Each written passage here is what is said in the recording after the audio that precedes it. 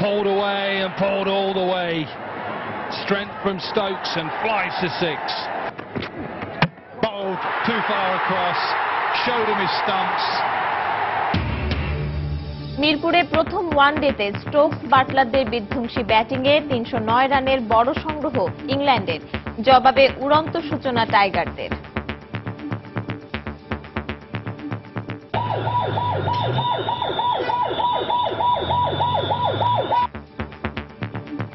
Bangladesh England ম্যাচের ticket নিয়ে প্রত্যাশীদের সঙ্গে পুলিশের সংঘর্ষ, অনিয়মের নানা অভিযোগ।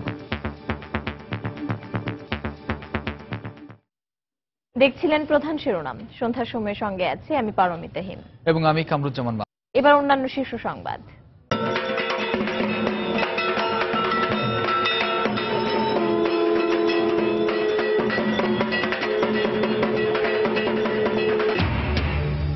ষষ্ঠীর বোধনের মধ্য দিয়ে শুরু হলো দুর্গাপূজার আনুষ্ঠানিকতা। ঢাক, ঢোল আর শঙ্খের ধ্বনিতে ছড়িয়ে পড়ছে উৎসবের আমেজ। অবৈধ গ্যাস সংযোগ দিয়ে লাখ লাখ টাকা হাতিয়ে নিচ্ছে একাধিক চক্র, বাড়ছে নিরাপত্তা ঝুঁকি, ভয়াবহ দুর্ঘটনার আশঙ্কা।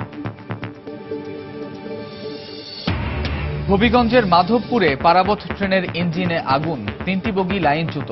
সারা দেশের সঙ্গে সিলেট ও চট্টগ্রামের রেল যোগাযোগ বন্ধ। খাদ্যবান্ধব কর্মসূচিতে অনিয়মের অভিযোগ, জয়পুরহাটে ইউপি সদস্য গ্রেপ্তার, চেয়ারম্যানের বিরুদ্ধে মামলা।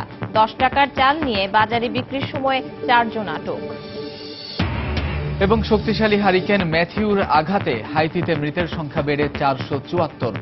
অগ্রসর হচ্ছে ফ্লোরিডার দিকে, জরুরি অবস্থা জারি।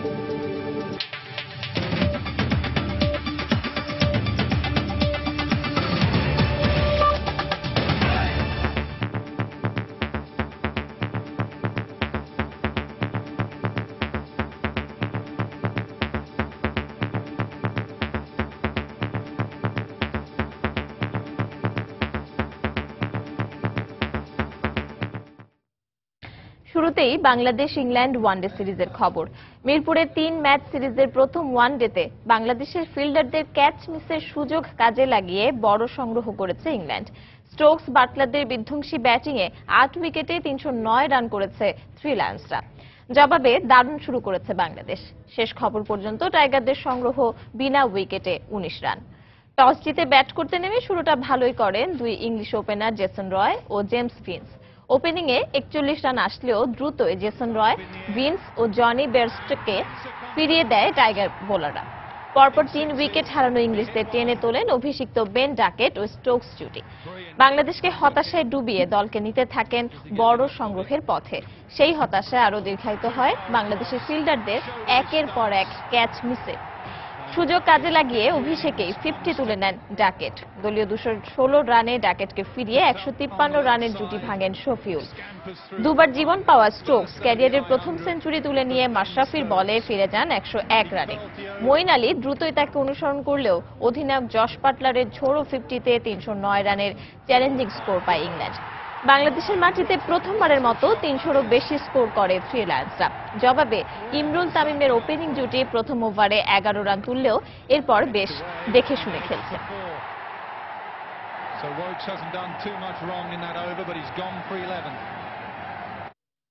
দর্শক, এই মুহূর্তে মিরপুর শেরি বাংলা স্টেডিয়ামে আছেন সহকর্মী মাকসুম আলম খান। ম্যাচের সবশেষ খবর জানতে যোগ দিচ্ছি তার সাথে।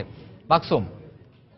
মামুন, যে বিষয়টি আসলে সবাই ভয় পাচ্ছিলেন যে বড় একটি সংগ্রহ দাঁড় করাবে শেষ পর্যন্ত ইংল্যান্ড, সেটি কিন্তু হয়েছে। 310 রানের টার্গেট ছুড়ে দিয়েছে বাংলাদেশের সামনে। এই মুহূর্তে ব্যাটিং করছেন তামিম এবং ইমরুল কায়েস, এবং তারা বেশ ধীর গতির দেখে শুনে খেলছেন। তো আমি এই মুহূর্তে মিরপুর স্টেডিয়ামের 1 নম্বর গেটের বাইরে আছি। ভেতরে প্রেস বক্সে ছিলেন আমাদের সহকর্মী হুমায়ুন কবির রোজ। তার সঙ্গে কথা বলে একটু জেনে নেব ভেতরের অবস্থা। রোজ, কেমন মনে করছেন যে শেষ পর্যন্ত সেই বড় সংগ্রহটাই কিন্তু ওরা করলো? তো কি স্ট্র্যাটেজিতে বাংলাদেশের ব্যাটিং করা উচিত, আসলে কৌশলটা কেমন হওয়া উচিত? 2005-এ কিন্তু এই ইংল্যান্ড বাংলাদেশের বিপক্ষে নটিংহ্যামে 391 রানের বড় একটা ইনিংস করেছিল। সেই ম্যাচে কিন্তু অ্যান্ড্রু স্ট্রাউস বা ওরা সেঞ্চুরি করেছিল। সেইটা কিন্তু চেস করতে পারেনি বাংলাদেশ, খুব অল্প রানে গুটিয়ে গিয়েছিল। সেখানকার কন্ডিশন আর এখানকার বর্তমান বাংলাদেশ রাত দিন পার্থক্য। তখন কিন্তু বাংলাদেশ এত পজিটিভ ক্রিকেট খেলতো না, এত বড় দলে পরিণত হয়নি। আর সেটা ছিল তাদের দেশে, আর এটা বাংলাদেশে। আপনি জানেন 6টা হোম সিরিজ ঘরমাটিতে জিতেছে, উইকেট, দর্শক সবকিছু বাংলাদেশের ফেভারে, আর বাংলাদেশ আগের থেকেও পরিণত দল। সেক্ষেত্রে এটা চেস করাটা খুব কঠিন কাজ হবে না, কারণ আপনি জানেন আফগানিস্তানের বিপক্ষে কিন্তু স্পিন উইকেট ছিল, এই উইকেটে কিন্তু প্রচুর রান আছে। সেক্ষেত্রে তামিম কিংবা ইমরুলের একটা বড় ইনিংস খেলতে হবে, পাশাপাশি মাহমুদুল্লাহ রিয়াদ, মুশফিক এবং সাকিবকে 60-70 রানে একটু কেমিও ইনিংস খেলতে হবে। সেক্ষেত্রে হয়তো বা বাংলাদেশের এই জয়টা প্রত্যাশিত হবে। সহকর্মী হুমায়ুন কবির রোজ যেমনটা বলছিলেন যে সবাইকে আসলে দায়িত্ব নিয়ে খেলতে হবে, তাহলে হয়তো সম্ভব এই রানটাও চেস করা, যেটা আমরা বিসিবি একাদশের ক্ষেত্রে দেখেছি যে ইংল্যান্ডের এই বোলারদের বিপক্ষেই কিন্তু দাপট দেখিয়ে তারা খেলেছে এবং 309 রানের একটি সংগ্রহ পেয়েছিল বাংলাদেশের ব্যাটসম্যানরা। তো এখন পর্যন্ত মিরপুর স্টেডিয়াম থেকে এই ছিল আমার কাছে সর্বশেষ খবর। মামুন। দর্শক, বাংলাদেশ ও ইংল্যান্ডের মধ্যকার 3 ম্যাচ সিরিজের প্রথম ওয়ানডেতে এখন ব্যাট করছে বাংলাদেশ, এবং স্টেডিয়ামের বাইরে থেকে যোগ দিয়েছিলেন সহকর্মী মাকসুম আলম খান। বাংলাদেশ ও ইংল্যান্ডের মধ্যকার প্রথম ম্যাচের আগে টিকিট বিক্রি নিয়ে সৃষ্টি হয় অস্থিতিশীল পরিস্থিতি।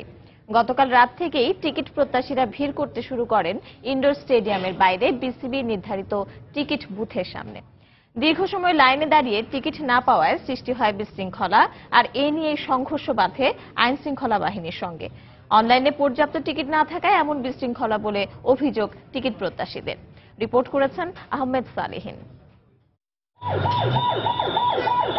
চাহিদার তুলনায় অনলাইনে অল্প সংখ্যক টিকিট ছাড়ায় ম্যাচের দিনে টিকিট পেতে আগ্রহ বেড়ে যায় প্রত্যাশীদের, আর এতেই বাধে বিপত্তি, তৈরি হয় বিশৃঙ্খলা। পরিস্থিতি নিয়ন্ত্রণে আনতে হিমশিম খেয়ে যায় আইন শৃঙ্খলা বাহিনী, ব্যবহার করতে হয় জলকামান ও লাঠিচার্জ। এতে ক্ষুব্ধ প্রতিক্রিয়া জানায় টিকিট প্রত্যাশীরা। লাইনে থেকে 3-4 বার বের হয়েছি, পরে লাঠিচার্জও খেয়েছি আমাদের ভুলের কারণে, কিছু পাবলিকের ভুলের কারণে। বার মাইর খেয়ে, লাঠি খেয়ে, পানি খেয়ে 4-5 বার লাইন ভেঙে আবার বেরিয়েছি, এখন আবার ঢুকেছি।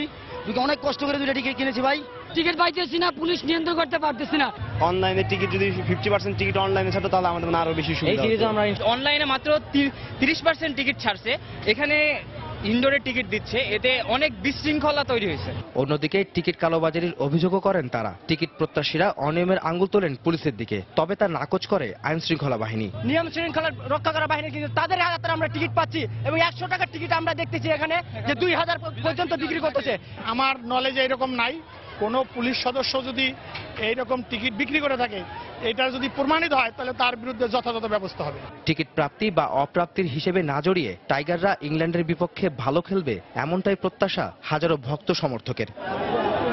আহমেদ সালেহিন, সময় সংবাদ, ঢাকা। বেলগাছের নিচে ধূপধুনো আর ভক্তি মন্ত্র দিয়ে সংকল্প। দেবী দুর্গাকে মর্তে বরণ করে নিতে সকাল থেকে শুরু হয়েছে ষষ্ঠী পূজার আনুষ্ঠানিকতা। এর মধ্যে দিয়ে শুরু হলো দেশে হিন্দু ধর্মাবলম্বীদের সবচেয়ে বড় উৎসব দুর্গাপূজা। এদিকে দুর্গোৎসব উপলক্ষে আইন শৃঙ্খলা রক্ষা বাহিনীর পক্ষ থেকে সর্বাত্মক নিরাপত্তা নিশ্চিতের অঙ্গীকার করা হয়েছে।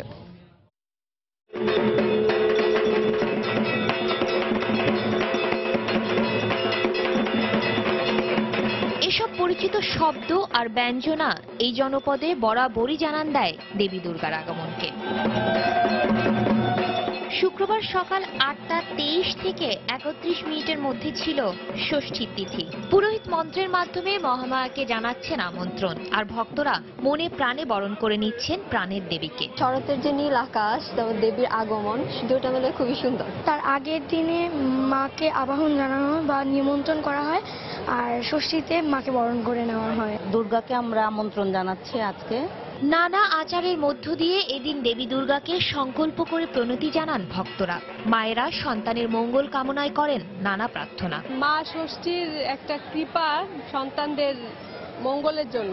মায়ের এক এক সময় এক এক মূর্তির দরকার হয় সমাজটাকে ঠিক মতো প্রতিপালন করার জন্য। মন্দিরে থাকা মানেই হলো যে এখানে আনন্দ। প্রতি বছর আশ্বিন মাসে শুক্লপক্ষে দুর্গতি নাশিনীকে পৃথিবীতে আমন্ত্রণ জানানো হয়। হিমালয়ের কৈলাসের শিবালয় থেকে পিতৃভূমে 4 সন্তানকে নিয়ে আসেন মহামায়া। এবার তিনি এসেছেন ঘোড়ায় চড়ে। ষষ্ঠাদি কল্পারম্ভের মাধ্যমে প্রাতঃকালে এই বিল্ল বৃক্ষ সমীপে মাকে ষোড়শোপচারে পুজো করে মায়ের নিকট প্রার্থনা করেছি।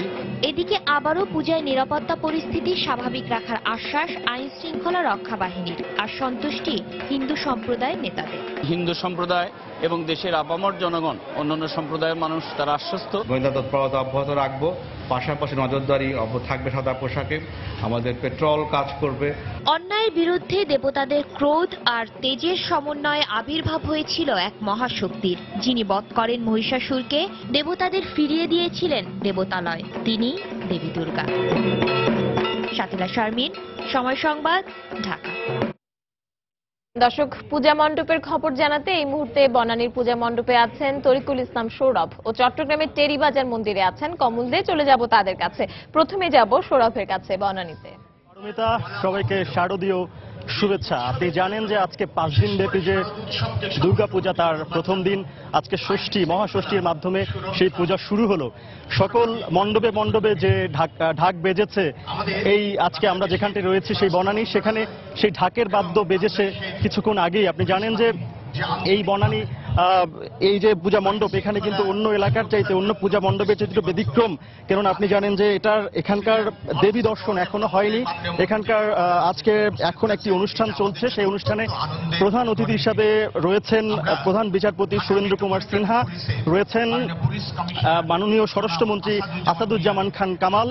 এরা আজকের এই দেবী দর্শন করার পরে, অর্থাৎ উদ্বোধন করার পরে সর্বসাধারণের জন্য এই মণ্ডপটি খুলে দেওয়া হবে। এর আগে আমরা সন্ধ্যার পরে দেখেছি সাধারণ যারা রয়েছেন, দর্শনার্থী রয়েছেন, যারা আসলে ভক্ত রয়েছেন, তারা এসেছেন এবং এখানে এখন একটি অনুষ্ঠান চলছে। সেখানে একটি সাংস্কৃতিক অনুষ্ঠানের মাধ্যমে সেই অনুষ্ঠানটি শুরু হয়েছিল, এখন পর্যন্ত সেই অনুষ্ঠানটি চলছে। এখানে ডিএমপির কমিশনারও রয়েছেন, তিনি এখন বক্তব্য দিচ্ছেন। আর আপনারা এখন যে পূজা মণ্ডপটির আবয়বটি দেখতে পাচ্ছেন, সেটি হচ্ছে কান্তজির মন্দিরের আদলে করা হয়েছে এবং এটার একটি বিশেষত্ব রয়েছে নিশ্চয়ই। কান্তজির মন্দির, সেই ঐতিহ্যবাহী মন্দিরের আদলে এই বনানীর গুলশান বনানী সার্বজনীন পূজা ফাউন্ডেশন কর্তৃক আয়োজিত এই পূজা মণ্ডপে কিন্তু এই আয়োজনটি চলছে। এখন পর্যন্ত দেবী দর্শন হয়নি। আরো একটি কথা, এবার মহালয়ায় 30 সেপ্টেম্বর মহালয়ার মধ্য দিয়ে পূজার যে ঢাক বেজেছিল, আজকে কিন্তু প্রথম দিন, অর্থাৎ 5 দিন ব্যাপী যে পূজা, তার প্রথম দিন মহাষষ্ঠী এবং এই ষষ্ঠীর পরে 11 তারিখে কিন্তু শেষ হবে পূজা বিসর্জনের মাধ্যমে। এছাড়া কিন্তু এখানকার সার্বিক পরিস্থিতি যদি আমরা বলি, আইন শৃঙ্খলা রক্ষাকারী বাহিনীর বিপুল পরিমাণ সদস্যদের আমরা এখানে দেখেছি। আপনি জানেন যে এই পূজা যে ঢাক বাজে মণ্ডপে মণ্ডপে, এর সাথে সাথে এই ঢাকের বাদ্য কিন্তু বাঙালির প্রতিটি প্রাণী বেজে চলে। এ কারণে কিন্তু সর্বজনীন পূজা হয়ে উঠেছে। শুধুমাত্র মুসলমান ধর্মাবলম্বী নয়, সকল ধর্মাবলম্বী অর্থাৎ সনাতন ধর্মাবলম্বীর অনুষ্ঠান হলেও এটা হয়ে উঠেছে সর্বজনের অনুষ্ঠান এবং সেভাবে এখানে আয়োজন হয়ে থাকে। ঢাকাতে সর্বমোট 229টি মণ্ডপ এবার পূজা অনুষ্ঠিত হবে এবং সারা দেশে প্রায় 30,000-এর মতো পূজা মণ্ডপে এবার কিন্তু পূজা অনুষ্ঠিত হবে, যা গতবারের তুলনায় 300 বেশি। সারা দেশেও কিন্তু পূজা অনুষ্ঠিত হচ্ছে, সেরকম চট্টগ্রামেও কিন্তু পূজা অনুষ্ঠিত হচ্ছে। সেখানকার খবরাখবর জানাতে সেখান থেকে যোগ দিবেন কমল দেব। ধন্যবাদ সৌরভ। বন্দরনগরী চট্টগ্রামে কিন্তু ভারতের কলকাতার অনুকরণে থিম নির্ভর পূজা করার একটা ঐতিহ্য রয়েছে। প্রতি বছর যে বিভিন্ন থিম তুলে ধরা হয়, এবার তার ব্যতিক্রম হয়নি। এবারও কিন্তু চট্টগ্রাম আমরা দেখছি বেশ করে মন্দিরে কিন্তু থিম নির্ভর পূজা। আমরা এখন যেখানে দাঁড়িয়ে আছি সেই টেরিবাজার পূজা উদযাপন পরিষদের কার্যালয়ে। এখানে যে মূল দুর্গাটি, সেই মূল দুর্গার কিন্তু এখন বোধন প্রক্রিয়া শেষ, অধিবাস প্রক্রিয়া শেষ। আমরা একটু থিম দেখানোর চেষ্টা করি। এবারে তারা টেরিবাজার যে পূজা কমিটি যে থিম তুলে ধরেছে, সেই বিষয়টি হলো সমুদ্রের নিচে একটা, তারা সমুদ্রের তলদেশে যে একটি পরিবেশ থাকে, সেই পরিবেশের মাধ্যমে তারা সবুজটি তুলে আনলো। এর সাথে তারা উল্লেখ করেছে মনুষ্যত্ববোধ অর্থাৎ মানবতাবোধ জাগিয়ে তোলা। আপনি জানেন যে সাম্প্রতিক সময় দেশে নারী নির্যাতনের পাশাপাশি বিভিন্ন ধরনের খুনের ঘটনা ঘটেছে। সে প্রতিটি খুন এবং নারী নির্যাতনের ঘটনা এখানে চিত্রায়ন করা হয়েছে। বিশেষ করে দেখা হচ্ছে পুরোহিতদের হত্যাকে দেখানো হয়েছে, হত্যা কিভাবে করা হয়, অর্থাৎ একটি যান্ত্রিকভাবে সেই প্রতিমাগুলিকে এখানে তুলে ধরা হয়েছে। এরপর তারা মা দুর্গার একটা আসবেন অশুভ শক্তিকে বিনাশ করার জন্য। সে অশুভ শক্তি বিনাশ হবে এবং সেই অশুভ শক্তির বিনাশের মধ্যে দিয়ে কিন্তু যে শুভ শক্তির উদয় হবে, এমন একটি চিত্রায়ন করা হয়েছে পুরো টেরিবাজার পূজা উদযাপন পরিষদের থিমটি। সেই থিমের মধ্যে এখানে দেখতে পাচ্ছেন অসংখ্য প্রতিমা অর্থাৎ অসংখ্য মূর্তি। সেই মূর্তির মধ্যে দিয়ে তুলে ধরা হয়েছে কিভাবে দেশে নারী নির্যাতন চলছে বা কিভাবে হত্যা গুম হচ্ছে। এবার আমি যে চিত্রটি দেখাবো সেটি মূলত হচ্ছে অর্থাৎ হত্যা, নারী নির্যাতন সবকিছু প্রক্রিয়া শেষ হওয়ার পর অর্থাৎ শুভ শক্তির উদয় হয়, অর্থাৎ মানুষ যে আবার তখন একত্রবোধ বা জেগে উঠে সে জেগে ওঠার জন্য এই চিত্রায়নটা এখানে করে তোলা হয়েছে। অর্থাৎ বলা যায় মানুষের যে বিবেক বোধ বা মনুষ্যত্ববোধে যে মানবতা বোধ রয়েছে সেই মানবতা বোধকে তুলে ধরার যে চিত্রায়ন, সেই চিত্রায়নটি উঠে এসেছে এই টেরিবাজার পূজা উদযাপন করে এসেছে যে 3 নির্দেশের পূজা সেই পূজার মধ্যে। আরেকটি আমি একটু পূজার দিকে আসছি। গতকালকে বোধন প্রক্রিয়া শেষ হয়েছে এবং আজ হচ্ছে অধিবাস। আজ অধিবাসের মধ্য দিয়ে কিন্তু 8:50 অধিবাসের মধ্য দিয়ে শুরু হবে সপ্তমী তিথি, অর্থাৎ ষষ্ঠী তিথি দুর্গাকে আহ্বান জানানো হচ্ছে। আজ 8:50 মধ্যে অনুষ্ঠিত করে দুর্গাকে আহ্বান জানানো হবে এবং আগামীকাল সকাল থেকে সপ্তমী পূজা। অর্থাৎ বলা যায় উৎসব মুখর পরিবেশ এবং থিম নির্ভর পরিবেশের যে উদযাপন তার মধ্যে দিয়ে বন্দরনগরে দুর্গা উৎসবের 6ষ্ঠ দিন অতিবাহিত হচ্ছে। তো এখন পর্যন্ত আমার কাছে এ ছিল সর্বশেষ। আমরা এখন ফিরে যাচ্ছি স্টুডিওতে। পূজা মণ্ডপের খবর জানছিলাম। দর্শক, আমাদের সাথে রাজধানীর বনানী থেকে যোগ দিয়েছিলেন সহকর্মী তরিকুল ইসলাম সৌরভ এবং চট্টগ্রাম থেকে যোগ দিয়েছিলেন কমল দে। সন্ধ্যার সময় আরো থাকছে। সিলেটের ছাত্রলীগ নেতা বদরুলের নৃশংসতার শিকার খাদিজার অবস্থা এখনো সংকটাপন্ন। অস্ত্রোপচারের 72 ঘণ্টা শেষেও রাখা হবে নিবিড় পর্যবেক্ষণে। গ্যাসের অবৈধ সংযোগ এবং চাপ বাড়াতে শিল্প সংযোগে অননুমোদিত যন্ত্রের ব্যবহারের কারণে মারাত্মক নিরাপত্তা ঝুঁকি সৃষ্টি হচ্ছে বলে হুঁশিয়ার করেছেন জ্বালানি বিশেষজ্ঞরা। তারা বলছেন অবিলম্বে এসব অনিয়ম বন্ধ না হলে টঙ্গীর টাম্পাকো কারখানার মতো ভয়াবহ দুর্ঘটনা আরও ঘটতে পারে। এ অবস্থায় আইনের যথাযথ প্রয়োগ করতে তৃতীয় পক্ষকে দায়িত্ব দেওয়ার পরামর্শ দিয়েছেন বিশেষজ্ঞরা। রিপোর্ট ওমর ফারুকের। মূল সরবরাহ লাইন থেকে প্রায় 1.5 কিলোমিটার দূর পর্যন্ত গ্যাসের অবৈধ পাইপলাইন টানা হয়েছিল। সংযোগ দেয়া হয়েছিল 50টির মতো ঘরে। বছর দেড়েক পর তিতাস সংযোগ বিচ্ছিন্ন করছে বটে, তবে এরই মধ্যে লাখ 6 টাকা হাতিয়ে নিয়েছে একটি সংঘবদ্ধ চক্র। তিতাস বলছে অবৈধ এসব গ্যাস সংযোগের সবচেয়ে বড় ঝুঁকি নিরাপত্তায়। নিম্নমানের পাইপ দিয়ে কাজ করা হয়েছে, কোনো স্কিল্ড অপারেটর দিয়ে না। এটা জনজীবনের জন্য যে কোনো সময় বড় ধরনের দুর্ঘটনার কারণ হতে পারে। আর এই অবৈধ লাইনগুলোর কারণে বৈধ গ্রাহক যারা নিয়মিত বিল দিচ্ছে তারাও কিন্তু গ্যাস পাচ্ছে না। ফায়ার হইতে পারে বা লিকেজ হয়ে বড় ধরনের দুর্ঘটনা, বাসাবাড়ি পুড়ে যেতে পারে, জানমালের ক্ষতি হতে পারে। গত 10ই আগস্ট টঙ্গীর টাম্পাকো ফয়েল কারখানায় আগুন লেগে 38 জন পুড়ে মারা যান। প্রাণঘাতী এই অগ্নিকাণ্ডের পেছনে গ্যাসের সরবরাহ লাইনে কারখানা কর্তৃপক্ষের অবৈধ হস্তক্ষেপের দায় থাকতে পারে বলে সন্দেহ করছে তিতাস। তারা বলছে টাম্পাকো বেশি প্রেসারে গ্যাস টেনে নিতে যন্ত্র স্থাপন করেছিল। টাম্পাকো তো 10 পাউন্ডে গ্যাস সরবরাহ করছে, 50 পাউন্ড থেকে 10 পাউন্ড। কিন্তু এই লাইনটা আমরা 50 পাউন্ডে টেস্ট করছি। কিন্তু 50 পাউন্ড যদি আমার লাইনটা ইনটেক থাকতো তাহলে এই দুর্ঘটনা করতো না। কিন্তু উনি যেহেতু এডিশনাল সংযোজন করছেন, তাতে এই সংযোজনের কারণে কিন্তু ওটা কোন মাপের পাইপ দিচ্ছেন বা নিশ্চয়ই নিম্নমানের পাইপ, এটা হয়তো কোনো প্রেশার টেস্ট করেননি বা অনেক কিছু করা হয়নি। আমার মনে হচ্ছে যে এটা কারণে হয়তো দুর্ঘটনাও ঘটতে পারে। জ্বালানি প্রযুক্তিবিদের সন্দেহ দেশের অনেক গ্যাস ভিত্তিক শিল্প কারখানায় একই রকম অনিয়ম হচ্ছে, আর তাই বিদ্যমান আইন বাস্তবায়ন করতে গ্যাসের ভোক্তা বা বিক্রেতা নয় বরং তৃতীয় কোনো পক্ষকে দায়িত্ব দেওয়ার পরামর্শ দিয়েছেন তিনি। শুধুমাত্র এই ফ্যাক্টরিতে না, ঢাকা শহরের বিভিন্ন অংশে এবং দেশের বিভিন্ন অংশে গ্যাস ব্যবহার করে যতগুলি শিল্প প্রতিষ্ঠান রয়েছে, সেক্ষেত্রে এখন ইমিডিয়েটলি এই ধরনের ঘটনা যাতে না ঘটে একটা হাই লেভেল কমিটি করে সার্ভে করা উচিত এবং এইগুলি রিমুভ করে ফেলানো উচিত এবং ভবিষ্যতেও যাতে না হয় সেই জন্য কঠোর ব্যবস্থা গ্রহণ করা উচিত। যদি ফেইলিয়ার হয় ক্যাথোলিক প্রোটেকশন করতে হবে, ফেলিয়ার না হলে গ্যাস লাইন কিন্তু ফেটে যাবে এবং গ্যাস কিন্তু নির্দিষ্ট পরিমাণ গ্যাস নির্দিষ্ট পরিমাণ এয়ারের সাথে মিক্সড হয়ে গেলে এক্সপ্লোসিভ মিক্সচার হয়ে যায়। বড় ধরনের দুর্ঘটনা এড়াতে সারা দেশের সরবরাহ লাইনগুলোও সংস্কারের পরামর্শ দিয়েছেন বিশেষজ্ঞরা। যেহেতু অবৈধ লাইন আছে। ওমর ফারুক, সময় সংবাদ, ঢাকা। অস্ত্রোপচারের পর চিকিৎসকদের বেঁধে দেয়া 72 ঘণ্টা শেষ হলেও এখনো আনুষ্ঠানিকভাবে জানা যায়নি সিলেটের ছাত্রলীগ নেতা বদরুলের নৃশংসতার শিকার খাদিজার সবশেষ শারীরিক অবস্থা। তবে দুপুরে চিকিৎসকদের সঙ্গে কথা বলে খাদিজার ভাই শাহিন জানান তার অবস্থা এখনো শঙ্কামুক্ত নয়। লাইফ সাপোর্টে থাকা অবস্থায় মাঝে মাঝে একটি পা নড়াচড়া করলেও তার জ্ঞান ফেরেনি। খাদিজাকে আরো কয়েকদিন নিবিড় পর্যবেক্ষণে রাখা হতে পারে বলেও জানান তার ভাই। দেশবাসীর কাছে খাদিজার জন্য দোয়া চেয়েছে তার পরিবার। পাশাপাশি বিভিন্ন সামাজিক যোগাযোগ মাধ্যমে খাদিজার শারীরিক অবস্থা নিয়ে গুজব না ছড়ানোর অনুরোধ করেন তারা। এদিকে খাদিজার সবশেষ অবস্থা সম্পর্কে আগামীকাল দুপুর 12টায় ব্রিফ করার কথা রয়েছে।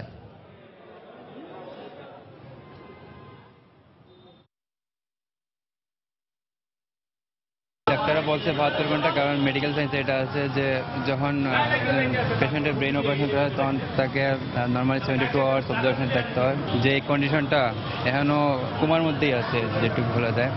তো বাট কন্ডিশনটা স্টেবল। তো যদি এটা কিছুদিন ধরে রাখা যায়, আরো কয়েকদিন অবজারভেশন করা যায়, হয়তো এটা ইমপ্রুভ হবে ইনশাল্লাহ। এদিকে দ্রুত বিচার ট্রাইব্যুনালে খাদিজার উপর হামলাকারীর বিচার হবে বলে জানিয়েছেন খাদ্যমন্ত্রী কামরুল ইসলাম। সকালে রাজধানীর ডিপ্লোমা ইঞ্জিনিয়ার্স ইনস্টিটিউটে আয়োজিত এক অনুষ্ঠানে তিনি বলেন, অপরাধীর পরিচয় কোনো দলের নয়, পশুত্বের বিরুদ্ধে মনুষ্যত্বকে জাগিয়ে তুলতে সবার প্রতি আহ্বান জানান খাদ্যমন্ত্রী। আমাদের মানবিক মূল্যবোধকে জাগাতে হবে। এই যে আমরা অমানবিক আচরণ করি, একটি মেয়েকে নির্মমভাবে একটা ছেলে কুপিয়ে রাস্তার মধ্যে কুপিয়ে আহত করছে, মারছে, অথচ আমরা কেউ এগিয়ে যাই না, ভিডিও চিত্র করি। এই যে মানসিকতা আমরা দেখলাম ওই সিলেটে রাজর নামে একটি ছেলের উপর নির্যাতন হয়েছে, যে বিচারটা হয়েছে অযথা মিথ্যা কথা না বলে, বিচারহীনতার জন্য তা হচ্ছে। এই সমস্ত বর্তমান সরকার বিচার করছে, এটা স্বীকার করুন। অপরাধীর পরিচয় কোনো দলের না, অপরাধ যে করে তাকে বিচারের কাঠগড়ায় দাঁড় করতেই হবে এবং তার বিচার হবে, এই নীতিতে আমরা বিশ্বাস করি। খাদিজার উপর হামলার ঘটনায় মূল্যবোধ নিয়ে প্রশ্ন তুলে জাতীয় সংসদে দেয়া প্রধানমন্ত্রীর বক্তব্যের প্রতিক্রিয়ায় বিএনপির স্থায়ী কমিটির সদস্য ডক্টর খন্দকার মোশাররফ হোসেন বলেছেন, জনগণের নয়, ছাত্রলীগের মূল্যবোধের ঘাটতি রয়েছে। তিনি বলেন, এই ঘটনায় দলীয় প্রধান হিসেবে জাতির কাছে প্রধানমন্ত্রীর ক্ষমা চাওয়া উচিত।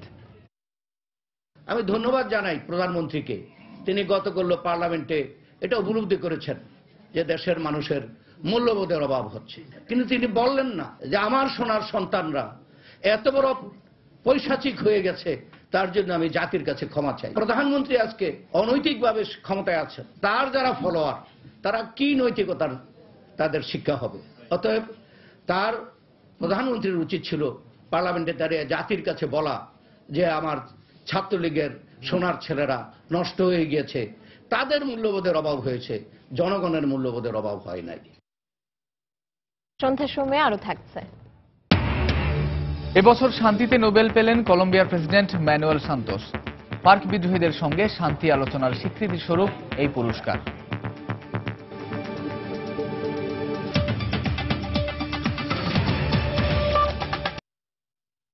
9 ঘন্টা বন্ধ থাকার পর সারা দেশের সঙ্গে সিলেট ও চট্টগ্রামের রেল যোগাযোগ শুরু হয়েছে।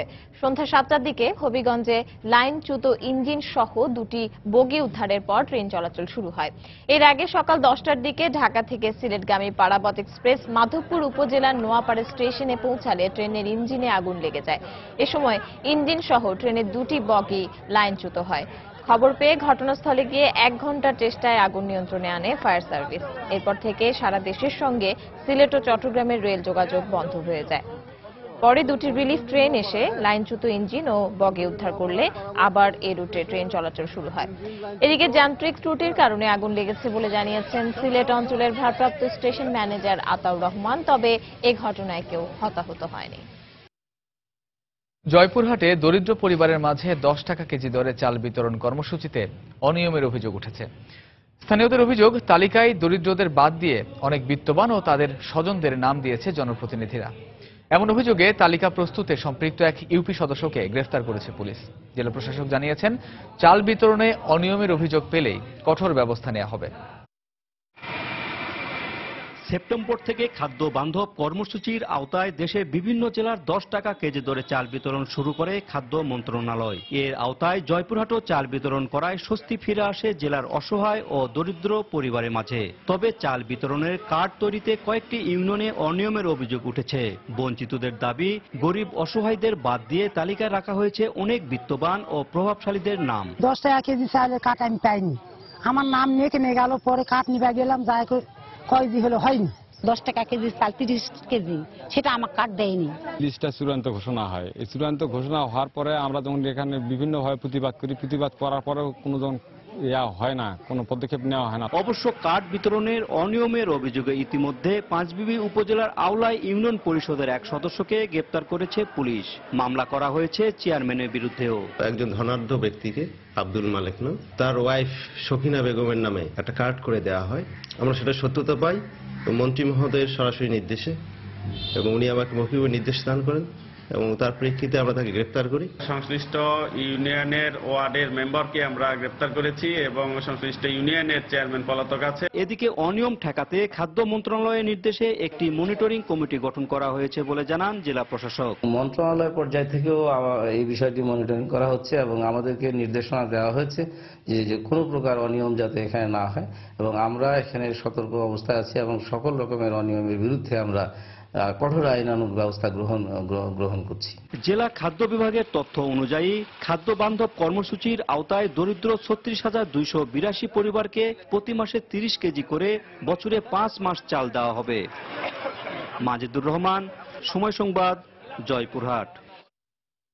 এদিকে জয়পুরহাটে সরকারের খাদ্য বান্ধব কর্মসূচির আওতায় 10 টাকা কেজি দরে চাল সংগ্রহের পর বাজারে বিক্রির সময় 4 জনকে আটক করেছে পুলিশ। সকালে পাঁচবিবি উপজেলার আটাপুর গ্রাম থেকে তাদের আটক করা হয়। পুলিশ জানায়, সকালে আটাপুর ইউনিয়ন পরিষদে 10 টাকা কেজি দরে চাল বিতরণ করে স্থানীয় সরকার বিভাগ। এ সময় সেখান থেকে স্বল্প টাকায় চাল সংগ্রহ করে তা বেশি দরে বাজারে বিক্রি করার অভিযোগ ওঠে। খবর পেয়ে পুলিশ ঘটনাস্থল থেকে এক নারী সহ 4 জনকে আটক করে। পুলিশের উপস্থিতি টের পেয়ে ক্রেতা পালিয়ে যায়। প্রধানমন্ত্রীর নির্দেশের পরেও কোনো দাবি বাস্তবায়ন হবে না, এ ধরনের দৃষ্টান্ত জনগণ দেখতে চায় না বলে মন্তব্য করেছেন জনপ্রশাসন মন্ত্রী সৈয়দ আশরাফুল ইসলাম। বিকেলে রাজধানীর ডিপ্লোমা ইঞ্জিনিয়ার্স ইনস্টিটিউশন মিলনায়তনে এক আলোচনা সভায় তিনি একথা বলেন। বর্তমান সরকার আইনের শাসনে বিশ্বাসী উল্লেখ করে মন্ত্রী বলেন, এক দেশে 2 ধরনের আইন চলতে পারে না। আমি এমন কোনো কথা শুনি নাই যে প্রধানমন্ত্রী নির্দেশ দেওয়ার পরেও আপনার বাস্তবায়ন হয় না। এটা তো ভয়ঙ্কর ইনস্ট্যান্ট। এই ধরনের ইনস্ট্যান্ট তো আমরা বাংলাদেশে সৃষ্টি করতে চাই না। সেই জন্যই যে আপনাদের বিষয়গুলি নিয়ে আমি মনে করছি যে আলোচনার করা প্রয়োজন।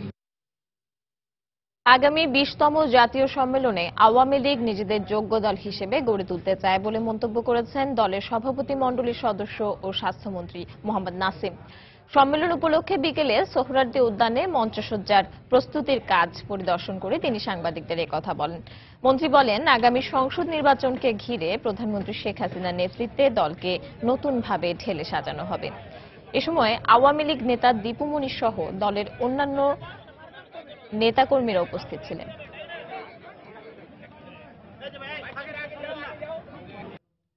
দেশের বাইরের খবর। শক্তিশালী হারিকেন ম্যাথিউর তাণ্ডবে হাইতিতে মৃতের সংখ্যা বেড়ে 474 জনে দাঁড়িয়েছে। মৃতের সংখ্যা আরো বাড়তে পারে বলে আশঙ্কা করা হচ্ছে। ঘূর্ণিঝড়টি প্রবল গতিতে এবার যুক্তরাষ্ট্রের ফ্লোরিডার দক্ষিণ পূর্ব উপকূলের দিকে ধেয়ে আসায় রাজ্যে জরুরি অবস্থা জারি করেছে কর্তৃপক্ষ। এর প্রভাবে স্থানীয় সময় শুক্রবার ভোরের দিকে সেখানে ভূমিধসের আশঙ্কা করা হচ্ছে। সতর্ক অবস্থানে আছে নর্থ ক্যারোলাইনা, সাউথ ক্যারোলাইনা ও জর্জিয়াও। হারিকেনের কারণে ফ্লোরিডায় নির্বাচনী প্রচারণা স্থগিত রয়েছে। 4 মাত্রার এই ঝড়কে 118 বছরের মধ্যে সবচেয়ে ভয়াবহ দুর্যোগ হিসেবে আখ্যা দিয়েছে যুক্তরাষ্ট্রের জাতীয় আবহাওয়া দপ্তর। এর আগে ম্যাথিউর আঘাতে হাইতিতে ধ্বংস হয়ে গেছে দেশটির উপকূলীয় অঞ্চলের অন্তত 30,000 বসতঘর। জরুরি সহায়তার অপেক্ষায় আছে 3.5 লাখ মানুষ। দুর্গতদের সাহায্যে এরই মধ্যে রেড ক্রসের বিশেষ দল মাঠে নেমেছে। এবছর শান্তিতে নোবেল পেলেন কলম্বিয়ার প্রেসিডেন্ট হুয়ান ম্যানুয়েল সান্তোস। দেশটি গৃহযুদ্ধ বন্ধে বহুমাত্রিক উদ্যোগের স্বীকৃতি স্বরূপ তাকে এ পুরস্কার দেওয়া হলো। শুক্রবার নরওয়ের অসলোয় নোবেল কমিটির পক্ষ থেকে এ ঘোষণা দেওয়া হয়। কলম্বিয়ায় প্রায় 50 বছর ধরে চলা রক্তক্ষয়ী সংঘর্ষ বন্ধে বিভিন্ন প্রতিবন্ধকতা কাটিয়ে সান্তোস ফার্ক বিদ্রোহীদের সঙ্গে শান্তি প্রক্রিয়া অব্যাহত রেখেছেন বলে সংবাদ সম্মেলনে জানায় নরওয়েজিয়ান নোবেল কমিটি। গেল মাসে কলম্বিয়ার প্রেসিডেন্ট হুয়ান ম্যানুয়েল সান্তোস ও ফার্ক বিদ্রোহী নেতা রদ্রিগো লন্দনীয় তিমোশেঙ্কো একটি শান্তি চুক্তি স্বাক্ষর করেন। যদিও দেশটিতে গণভোটে এই চুক্তির বিপক্ষে রায় দিয়েছে সাধারণ মানুষ। কলম্বিয়ায় দীর্ঘ 52 বছরের ওই সংঘর্ষে এখন পর্যন্ত অন্তত 2,60,000 মানুষ নিহত হয়েছেন আর গৃহহীন হয়েছেন প্রায় 60 লাখ অধিবাসী।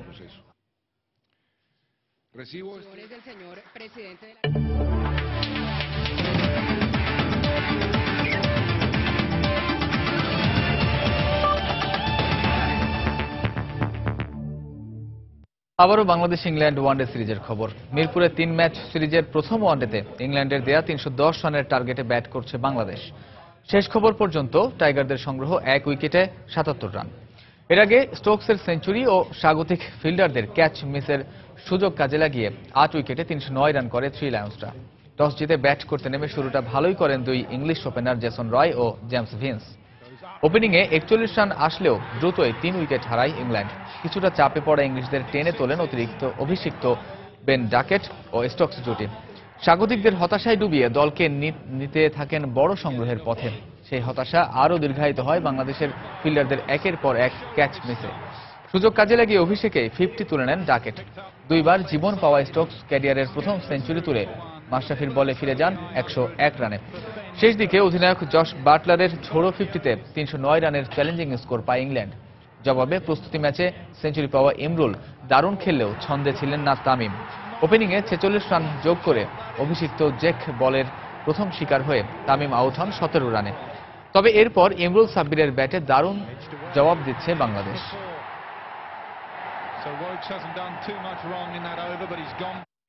সন্ধ্যার সময় রিপোর্ট যায় শীর্ষ সংবাদ জানিয়ে দিচ্ছে আরেকবার। Pulled away and pulled all the way. Strength from Stokes and flies to 6. Bowled too far across. Showed him his stumps. মিরপুরে প্রথম ওয়ানডেতে ইংল্যান্ডের দেয়া 310 রানের টার্গেটে তাড়া করছে বাংলাদেশ। ইমরুল সাব্বিরের ব্যাটে ভালো অবস্থানে টাইগাররা।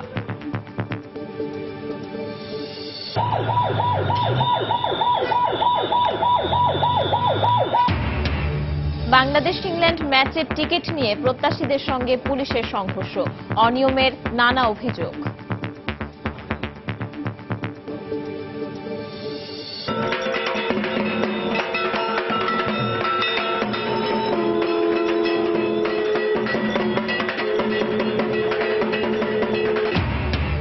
ষষ্ঠীর বোধনের মধ্য দিয়ে শুরু হলো দুর্গাপূজার আনুষ্ঠানিকতা। ঢাক ঢোল আর শঙ্খের ধ্বনিতে ছড়িয়ে পড়ছে উৎসবের আমেজ।